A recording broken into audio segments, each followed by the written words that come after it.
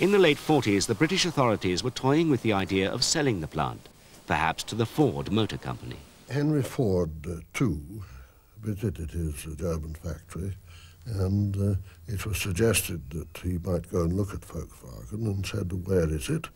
When he saw on the map that it was very close to the Russian own boundary, he said, "Not on your Nelly," or American words to that effect. A Volkswagen was sent to a Roots Group subsidiary, Humber, for evaluation, where it was examined, I would imagine, at a fairly low level, and the traditionalist engineers who looked at it considered it to be rather a joke. There was not very much cast iron or beam axles about it. And so it got a damning report, not a viable proposition as a motor car.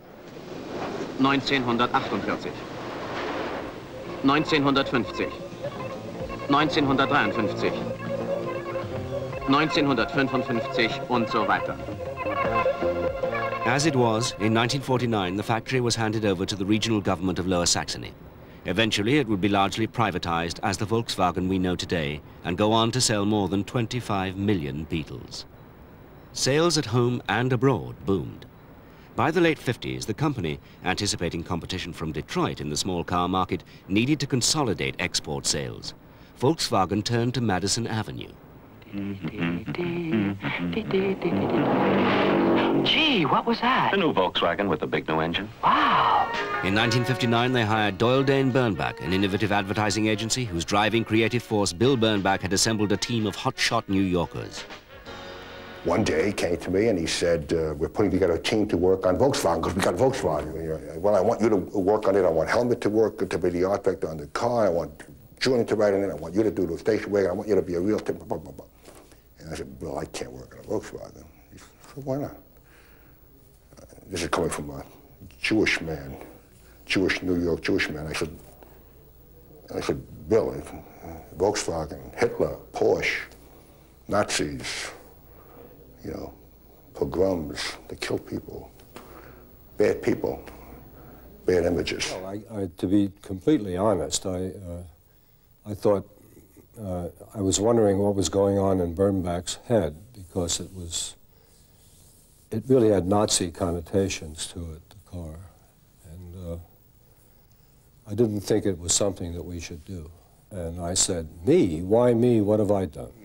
Bill was an incredibly seemingly conservative man, you know, and he dressed very neatly and never yelled. But he saw me way down the hall and he said, "George," and I said, "Bill," you know.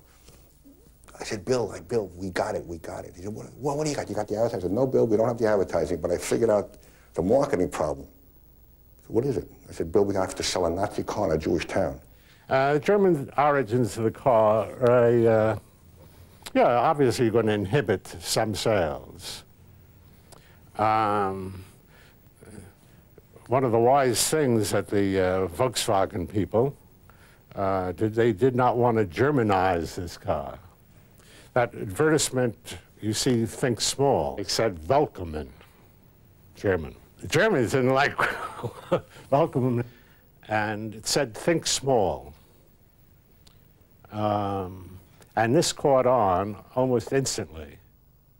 The other thing which was part of this early advertising, like what year car do the Joneses drive? You could take an inverse delight in not having to keep up with the Joneses, in not responding to Detroit's planned obsolescence, in not being part of that repetitive, competitive culture. The magazines were all filled with these wonderful cars driving off into the sunset, and the golden sunset, and women's hair blowing and all that. And we showed a blank page and said, "No point in showing the new Volkswagen, it still looks the same." And of course that negative was a big fat positive. And I did a lot of things to that car. I showed it very dirty. I showed damaged Volkswagens when we were talking about the availability of spare parts. Not severely damaged, but a good dent. And nobody had ever seen a dent